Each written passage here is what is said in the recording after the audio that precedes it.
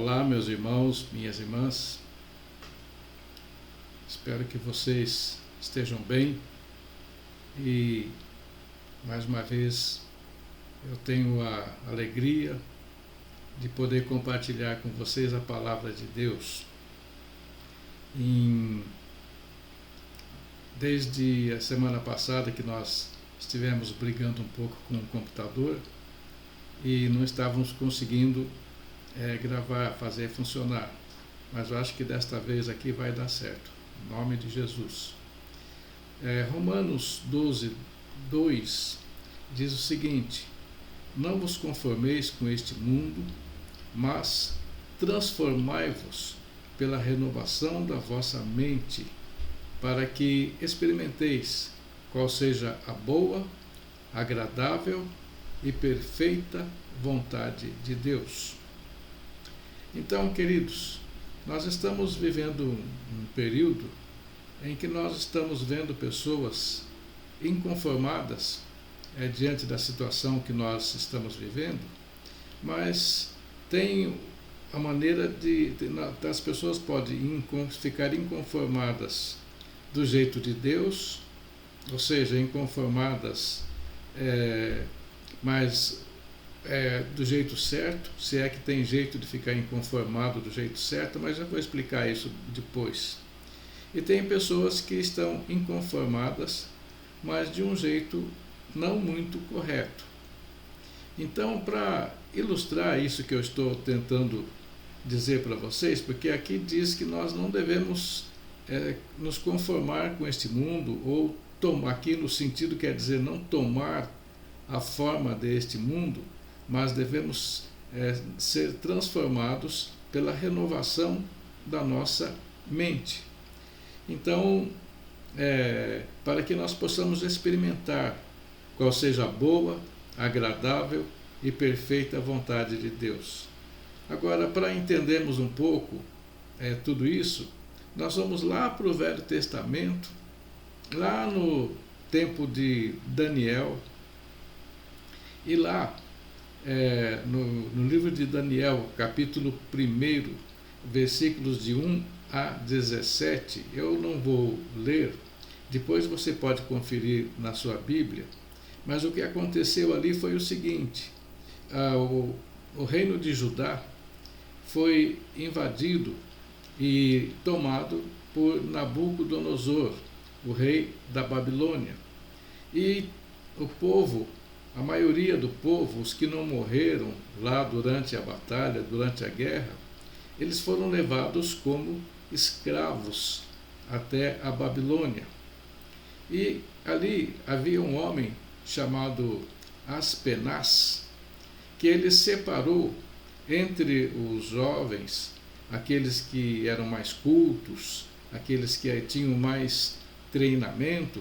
Ele separou estes homens, estes jovens, e pessoas que não tivessem defeito físico, pessoas que fossem de boa aparência, para que eles pudessem servir ali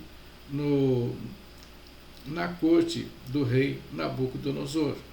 Então, o que ele fez? Separou estes homens e deu ordem assim para que aqueles que haveriam de cuidar desses homens, para que eles se alimentassem da mesma comida que saía para a mesa do rei. Então, entre todos esses jovens, 4 deles tomaram uma posição diante de Deus. Na verdade, não é que eles tomaram uma posição na Babilônia, mas eles já eram comprometidos com Deus. E eles conheciam a Deus, conheciam a lei de Deus e conheciam ali o que estava escrito no Velho Testamento. Naquele tempo, imagina, mesmo no tempo de Romanos, quando foi escrito o livro de Romanos, pouca gente na igreja conhecia o Novo Testamento. O Velho todo mundo conhecia. Então, queridos, a igreja primitiva ela só conhecia o Velho Testamento. Mas vamos lá, vamos ao que interessa. Esses 4 jovens, eles chamaram ali o encarregado e disseram para o encarregado: olha, será que a gente poderia não comer da comida que vem da mesa do rei? E será que o Senhor, ele falou com muito jeito, com muita educação, né? Será que o Senhor poderia nos dar apenas legumes para comer e água para beber? E o chefe deles disse, mas olha, eu até poderia fazer isso, mas e se vocês começarem a ficar mais fracos, começar a emagrecer e ficar com aparência de doente? Aí o que vai acontecer? O rei vai pedir a minha cabeça. Naquele tempo, queridos, para um rei mandar cortar a cabeça de alguém, não custava nada. Era muito fácil acontecer isso. O rei, ele tinha poder de vida ou morte sobre as pessoas. E então o Daniel disse para aquele encarregado, ele disse, olha, faça um teste conosco. Durante 10 dias você nos dá legumes e nos dá água para beber. E depois de 10 dias você dá uma olhada em nós e dá uma olhada nos outros. E aí você age de acordo com aquilo que você vê. Então aí, aquilo que você perceber, você então age desta maneira. Então o encarregado fez isso, e quando passaram os 10 dias, eles estavam mais fortes, mais robustos, com aparência melhor do que os outros que estavam comendo da mesa do rei. Então, o que eles fizeram? O que o encarregado fez? Passou a dar aquela comida e eles não se contaminaram com a comida do rei. Queridos, essa questão de comida para os israelitas naquele tempo era muito importante, porque ali na lei que Deus mandou escrever para eles, ditou para Moisés para escrever para aquele povo, não eram só os 10 mandamentos, mas haviam muitos outros mandamentos. Então, o que aconteceu? Haviam certas comidas que eles não deveriam comer, porque eram consideradas comidas impuras. E então, eles não queriam se contaminar comendo comidas impuras. E aí, isso era tão forte para os judeus, que vocês se lembram quando Pedro, lá no Novo Testamento, estava na casa de Simão, o curtidor, e havia aparecido um anjo para Cornélio, que era um centurião romano, e mandou que Cornélio mandasse buscar a Pedro e o trouxesse até a casa dele, em Cesareia, e ele mandou homens até lá, e Pedro estava lá, e subiu enquanto Pedro sentiu fome, e pediu para que preparasse comida para ele. E ele foi até a varanda, até a parte de cima, para orar. Ele começou a orar, e ali ele teve uma visão.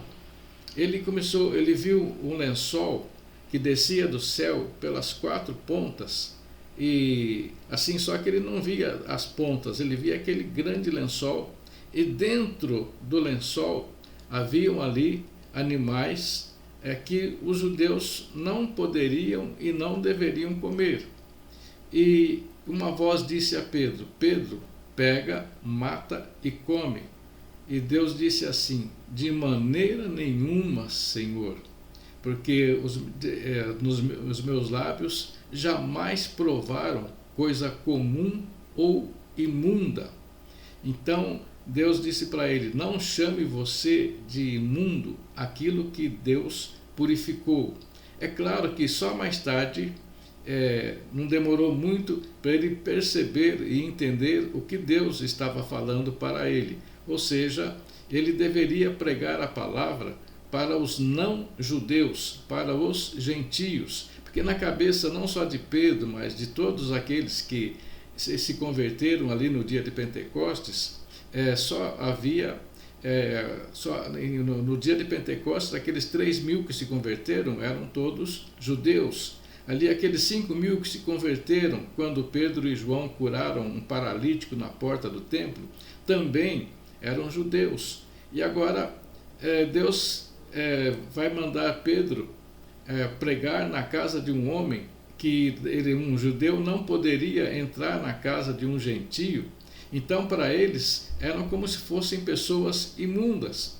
Então, Deus, preparando a Pedro, ele deu esta visão para ele.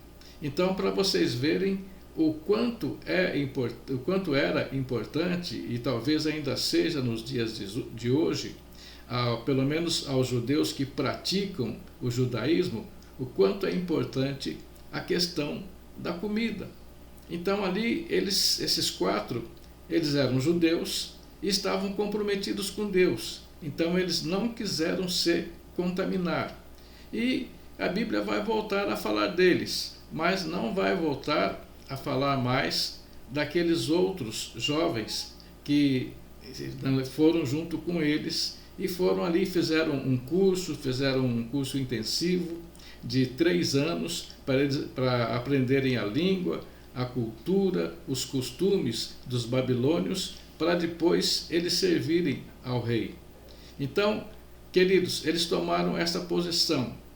Ou seja, eles eram escravos, foram escravizados pelo inimigo, por um país estrangeiro, e aqueles outros jovens provavelmente pensaram assim: bom, agora nós não mandamos em nós mesmos, nós somos escravos, Deus nos abandonou, então a gente pode comer qualquer comida que não tem problema nenhum. Eles pensaram assim e fizeram assim. Agora, o que aconteceu com esses 4 homens? Eles disseram assim, ou se posicionaram da seguinte maneira: nós estamos numa circunstância muito ruim, nós estamos numa situação muito difícil, mas o Deus que estava conosco no nosso país, ele continua conosco aqui.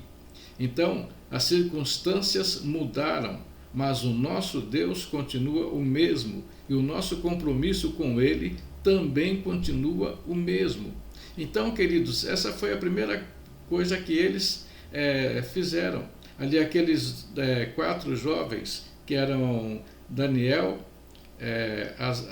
Ananias, Misael e Azarias.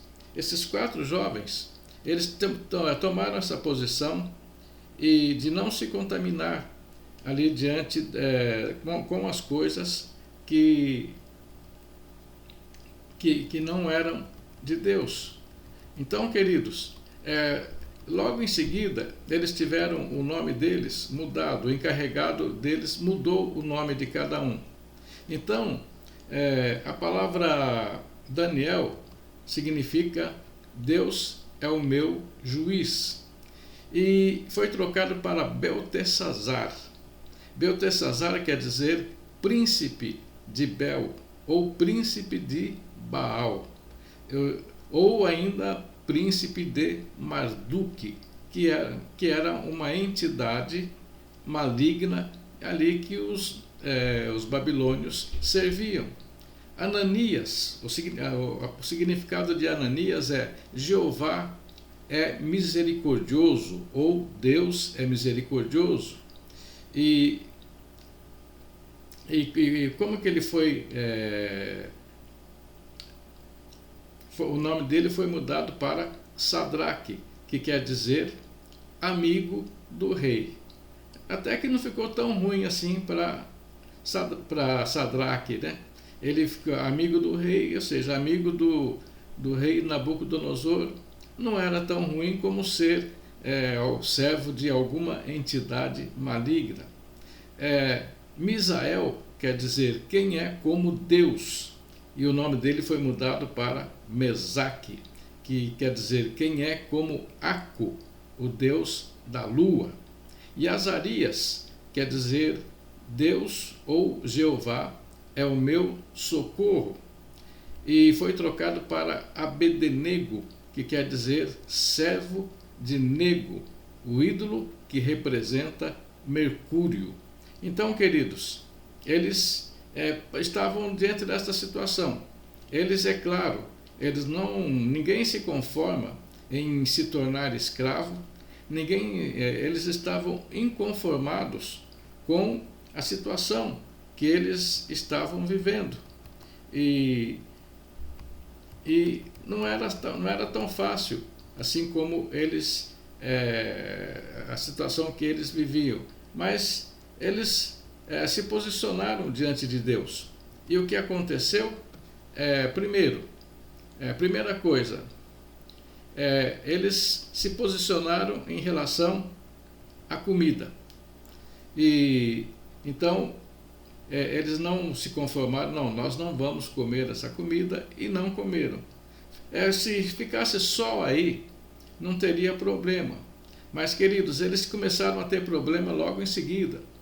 Por exemplo, Daniel, ali o rei Nabucodonosor teve um sonho e chamou os sábios da Babilônia para interpretar o sonho, só que ele não se lembrava do sonho.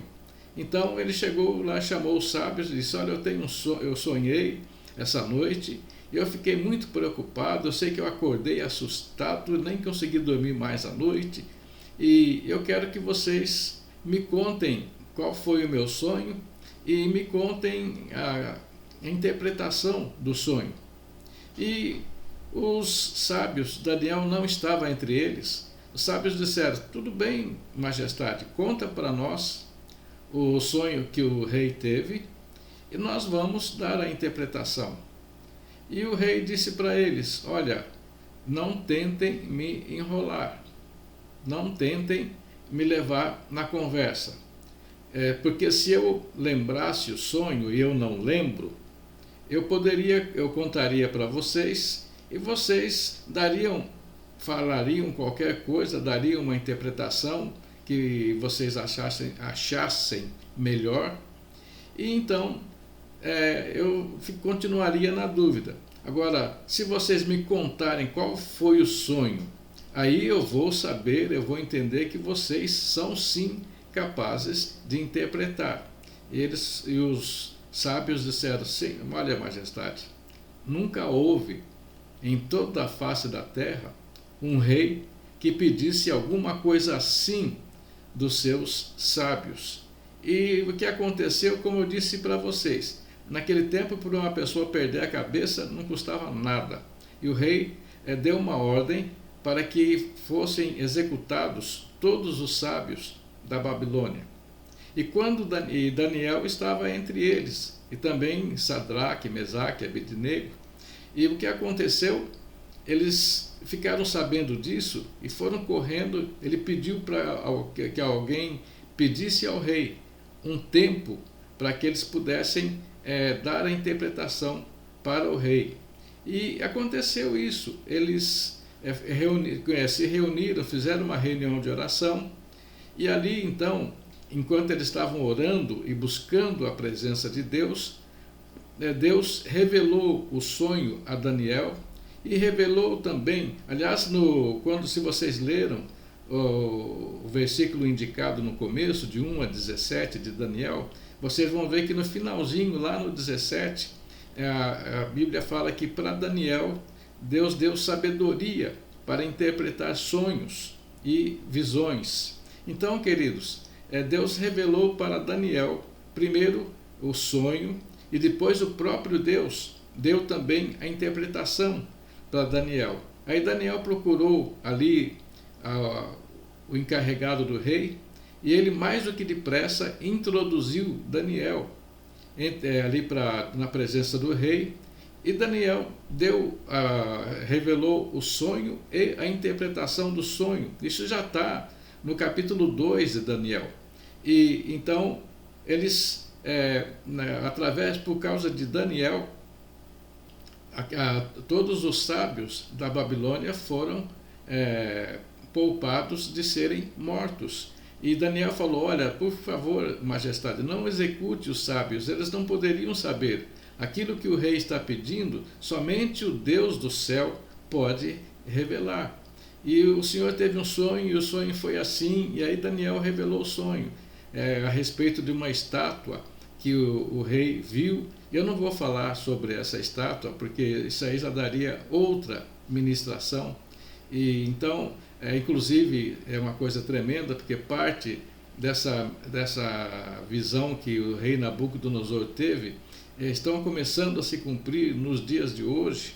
Então, aliás, já se cumpriram desde o tempo da vinda do Senhor Jesus, e a pedra que bateu lá no pé da estátua, ela foi crescendo, crescendo, e é o que está acontecendo hoje. Cada vez mais essa rocha está crescendo, e Daniel falou, olha, esse reino, ele não passará para outro reino, porque será um reino eterno. Então, queridos, ele está falando ali da igreja, está falando do corpo de Cristo, está falando do Messias, está falando do reino do Messias. Então são coisas que não se cumpriram integralmente, mas que vão se cumprir. Então, por esta vez, eles se livraram ali de serem mortos pelas mãos ou pela mão do carrasco do rei. Mas, se você continuar no livro de Daniel e ir para o capítulo 3, aí você tem uma outra situação, em que o rei manda fazer uma estátua. O negócio do rei, acho que era a estátua. Ele manda fazer uma enorme de uma estátua e dá a seguinte ordem. Ele fala assim, quando tocar a música, quando a orquestra tocar, todos vocês vão se prostrar e adorar a estátua que eu levantei. Queridos, e quando tocou a música, todo mundo se prostrou diante da estátua que o rei havia mandado levantar. Penso eu, inclusive, aqueles jovens que vieram de Judá, junto com Daniel, Ananias, Misael e Azarias. E Daniel, pelo que a Bíblia relata, Daniel não estava nesse meio aí, mas Sadraque, Mesaque e Abednego, eles estavam. E eles não se prostraram diante da estátua que o rei mandou levantar. Ou seja, enquanto troca o nome, não tem problema. Porque eu conheci no passado, teve uma época na igreja que falava-se muito em questão de maldição que vem através do nome, e que muitas pessoas trocaram de nome porque o significado do seu nome não era bom, e assim por diante. Pastores, líderes fizeram isso. E queridos, se fosse assim, Apolo, que é citado lá em Coríntios, ele não seria uma bênção, não seria um homem pregador do evangelho, eloquente, poderoso em palavra. E Apolo é o nome de um deus grego. Também, se fosse assim, não haveria o Hermes, o irmão Hermes, que também é o nome de uma entidade ali dos romanos, dos gregos. Então, queridos, enquanto a questão era trocar o nome, não tinha problema nenhum. O Deus continuava vivo ali dentro do coração deles, e o compromisso deles com Deus permanecia inabalável. Mas agora, eles não se dobraram diante da estátua que o rei mandou levantar. E isso chegou ao conhecimento do rei. E o rei chamou os três na presença dele e disse o seguinte: olha, eu soube que vocês não se prostraram diante da estátua que eu mandei levantar. Eu vou dar uma segunda chance para vocês.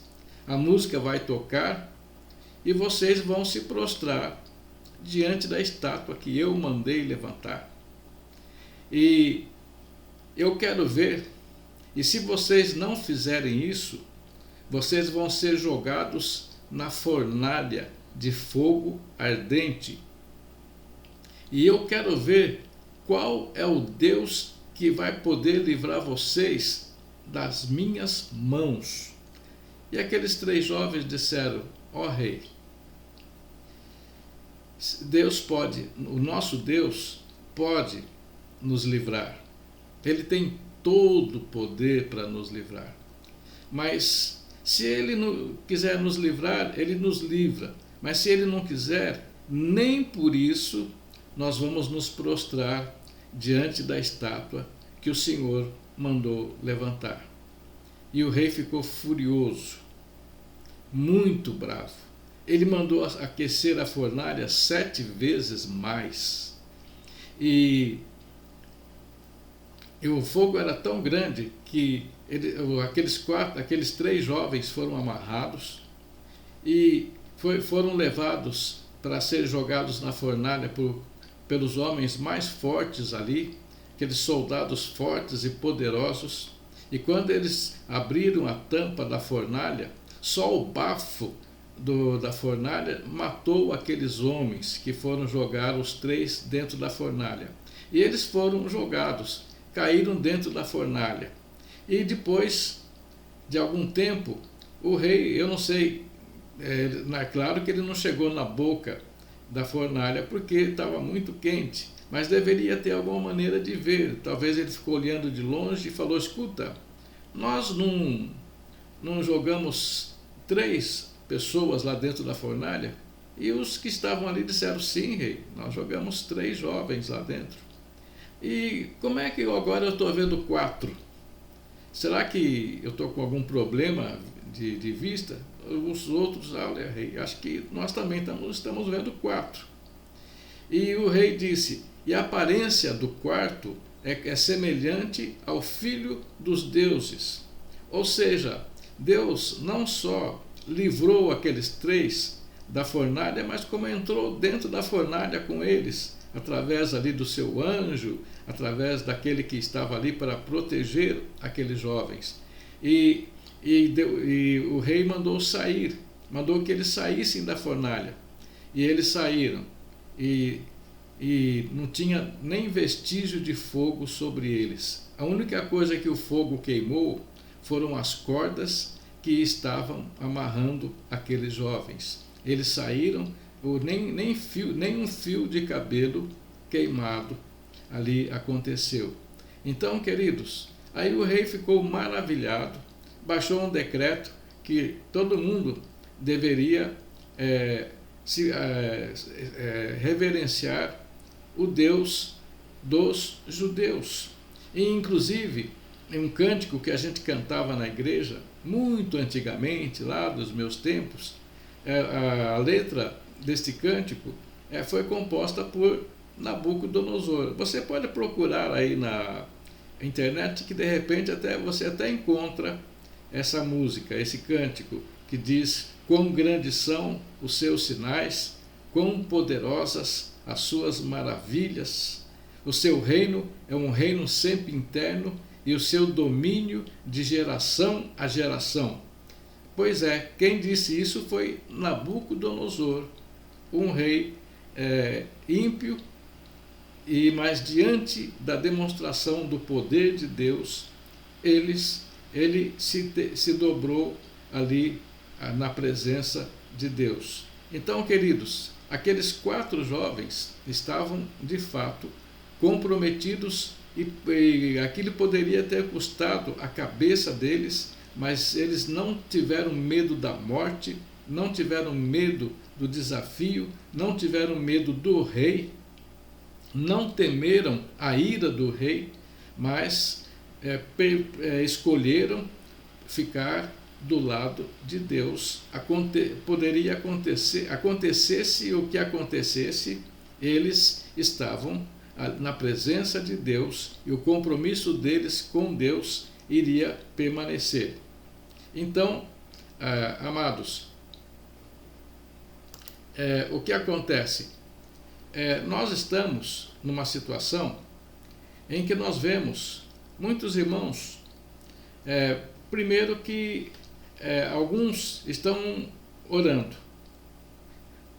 Ah, pastor, é errado orar? Mas é claro que não.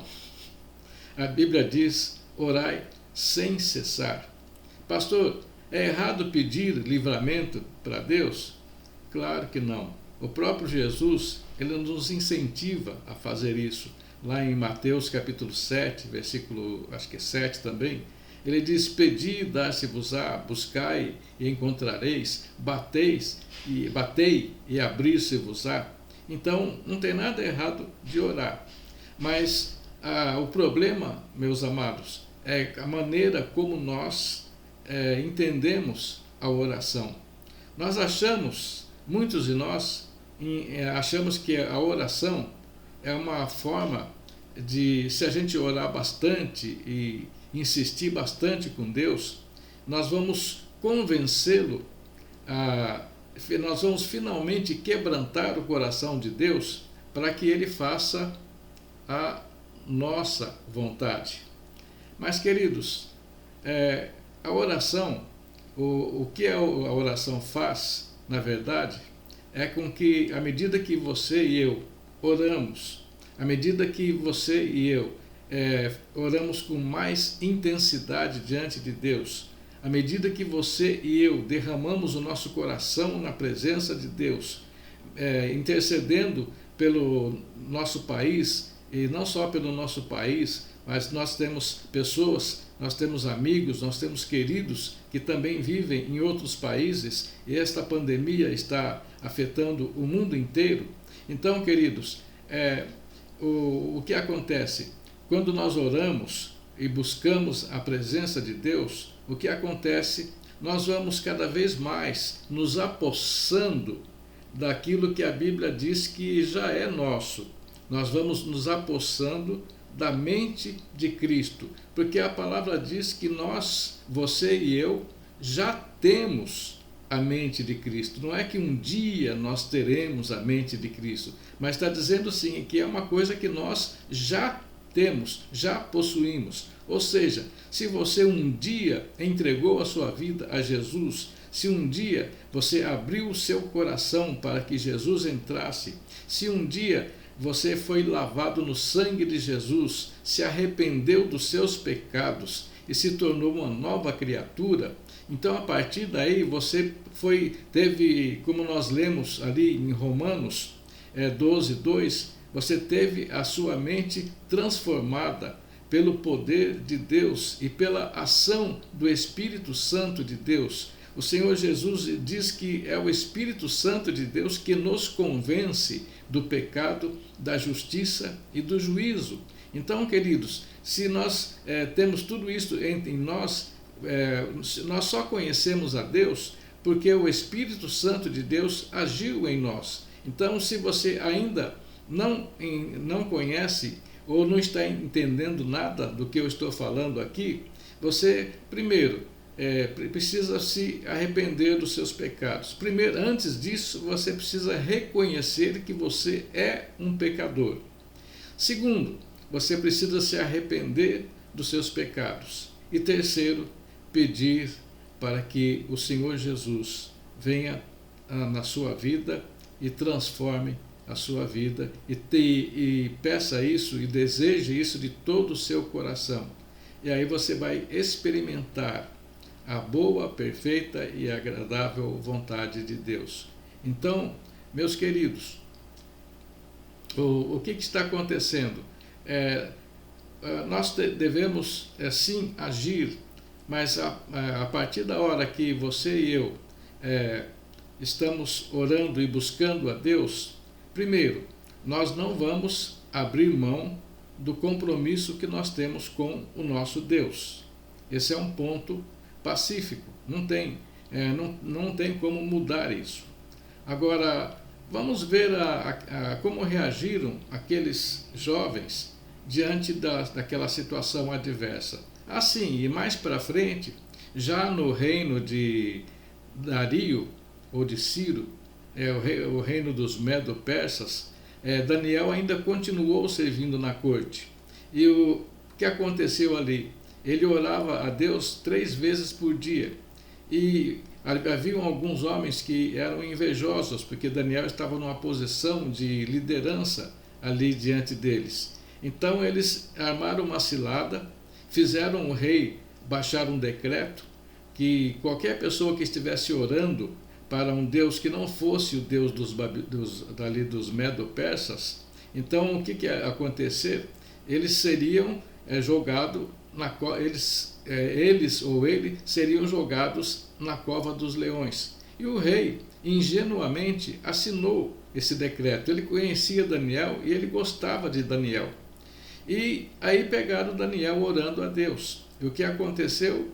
Ele foi jogado, o rei não podia voltar atrás quando ele assinava um decreto. O decreto dos medos não podia ser revogado, de jeito nenhum. Então o rei percebeu a cilada, mas ele não poderia fazer nada. Então Daniel foi jogado na cova dos leões.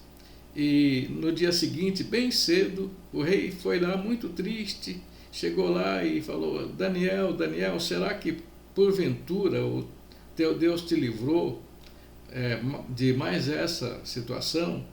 E Daniel respondeu: sim, rei, eu estou aqui, estou vivo. O único problema foi passar a noite inteira querendo me livrar das lambidas dos leões. Eles queriam me lamber, ficavam roncando. Eu nem dormi direito, porque os leões, quando dormem, roncam muito. E então, mas no demais, eu estou bem. E aí o rei mandou que jogassem aqueles homens que acusaram Daniel na cova dos leões. E foram jogados com toda a sua família, sua esposa, seus filhos e tudo. E a Bíblia nos diz que antes que eles chegassem no chão, os leões já os atacaram e devoraram. Então, queridos, Daniel também passou por esta prova, por esta provação ali mais uma vez. Agora, o que aconteceram com eles quando chegaram na Babilônia? Eles não partiram para a violência contra pessoas inocentes, não procuraram culpar outras pessoas. Olha, a culpa é do rei Joaquim. Ele foi um péssimo rei, e se ele tivesse sido um bom rei, tivesse ouvido as profecias de Jeremias, nós não estaríamos nessa situação. O rei é culpado. Eles não fizeram isso, não culparam o rei. Não culparam nenhuma outra pessoa, mas o que aconteceu? Eles ficaram revoltados, ficaram inconformados com a situação deles, a situação espiritual deles. Então eles começaram a orar e a buscar a Deus. E, queridos, Daniel, lá na frente, depois de 70 anos, quando foi escrito, ele leu no livro do profeta Jeremias que o cativeiro seria de 70 anos. Então, quando ele percebeu que os 70 anos estavam se cumprindo, a Bíblia diz que ele buscou a presença de Deus e começou a orar a Deus, porque ele estava perfeitamente sincronizado com o tempo de Deus na vida dele. Então, o que aconteceu? Na hora certa, ele orou, ele buscou a Deus, e Deus também trouxe livramento. Lá um pouquinho mais para frente, com Neemias, com Esdras e outros líderes que participaram quando o povo voltou para Jerusalém. Então, meus amados irmãos, nós estamos diante de uma situação em que nós devemos orar, sim, mas quando nós oramos e buscamos a Deus, Deus nos dá a direção do Espírito Santo sobre o que fazer neste momento. Agora, por enquanto, não tem problema, pessoal. Nesse momento que eu estou falando aqui, no meu estado, nenhuma igreja está podendo abrir. Então, não existe culto presencial. Então, mas isso muda a nossa comunhão com Deus, o nosso compromisso com Deus? Não. Agora, um dos ministros aí do Supremo Tribunal Federal, ele está querendo fazer passar uma lei que considera o Evangelho ou o cristianismo o poder, que consideram que os pastores, os líderes evangélicos estão dominando o povo por causa da sua religião. Então ele está querendo arrumar uma maneira para que o Evangelho não seja mais pregado, assim como não é pregado em alguns países. Quer dizer, não é pregado assim publicamente, mas em todos os lugares da face da terra, no Irã, na China e até na Coreia do Norte, existem pessoas que dobram os seus joelhos diante de Deus. Agora, quando um governante chegar diante de você e de mim e disser, olha, você não pode mais pregar o Evangelho, você está proibido. Isso fizeram com Pedro e João, lá no Atos dos Apóstolos, capítulo 4. E o que eles responderam? Importa mais obedecer a Deus do que aos homens. Então, nesse tempo que a gente está passando, momentos difíceis, momentos de dor, momentos assim que muitos de nós temos chorado a perda de pessoas queridas e amadas e temos assim acompanhado tantas aflições no coração das pessoas. Então, o que nós devemos fazer? Estar ligado ao trono da graça de Deus, para que Ele nos dê a direção, para que Ele nos diga como e o que fazer. Queridos, a ciência está perdida, os médicos estão meio perdidos e os políticos estão sapateando em cima de cadáveres para fazer política, para se promover, e a mídia, de uma forma geral, tem também usado toda essa situação para criticar o nosso presidente, para criticar os governantes. Queridos, assim como aqueles jovens não culparam a ninguém, eles, pela situação que eles estavam passando, nós também não devemos escolher nenhuma pessoa culpada. Por que tudo isso? Será que isso está acontecendo porque Deus se distraiu? Porque Deus foi fazer uma viagem e nos deixou e nos abandonou? Não, queridos. Deus, Ele é Senhor da história. Então, o Senhor Jesus não nos abandonou. O Espírito Santo não nos abandonou. Então, tudo isso está debaixo dos olhos de Deus. Agora, o que nos cumpre saber é o que Deus espera e o que Deus quer de você e de mim nesta situação. Como nós podemos honrar a Deus nesse momento. Eu tenho visto com uma certa tristeza as pessoas criticando cristãos, homens de Deus, mulheres de Deus, criticando governadores, criticando presidente, criticando os políticos. Queridos, Deus está acima dos políticos. O nosso compromisso não é com políticos, nosso compromisso é com Deus. E é com Ele que nós devemos estar sempre atentos e olhando e procurando ver as coisas do ponto de vista dele, do ponto de vista de Deus, e não do ponto de vista de uma certa ala política. Então é assim, tem pessoas que não tomam vacina porque é a vacina do governador, o outro não toma determinado remédio porque é o remédio do presidente. Então, queridos, e por causa dessa questão política, muitas pessoas têm sido perdidas. E nós não temos nós, como cristãos, nós temos o lado de Deus. Nós somos do lado de Deus. Nós servimos a Deus. Nós andamos com Deus. Então, como nós lemos no começo, Romanos 12:2 diz: não vos conformeis com este mundo, mas transformai o mundo. Não, transformai-vos. Ou seja, não é você transforma o mundo quando você começa a transformar o mundo quando você começa a transformar a você próprio. Você pode mudar o mundo quando você começa a mudar a sua maneira de pensar, a sua maneira de agir. É quando você começa a viver a palavra de Deus. Então aí você está pronto para mudar o mundo.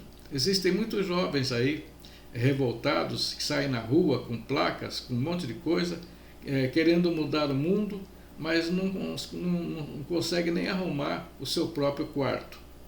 E quando às vezes a mãe está ocupada com um monte de coisas, ele não é capaz de lavar um copo, um prato, uma louça, nada. Então, queridos, mude o mundo mudando a si próprio, começando pela sua casa, começando pela sua vida, começando por você. Então, queridos, começando a se ver da maneira como Deus te vê.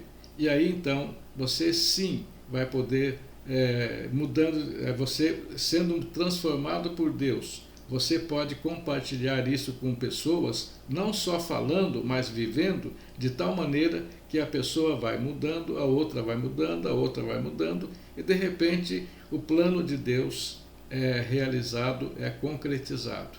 Então, amados, vamos fazer isso, vamos fazer a vontade de Deus e não vamos negociar o compromisso que nós temos com Deus. Antes e acima de tudo, vamos não só ler a palavra de Deus, mas vamos viver a palavra de Deus. Não vamos apenas orar para tentar convencer a Deus de fazer aquilo que nós achamos que seria uma coisa boa, mas vamos orar para conhecer o coração, conhecer o caráter, conhecer o propósito, conhecer o plano que Deus tem para a sua vida e para a minha vida. Amém, meu querido? Amém, minha querida? Que Deus te abençoe em nome de Jesus. Em nome de Jesus. Fica em paz e fica na paz de Deus. Amém.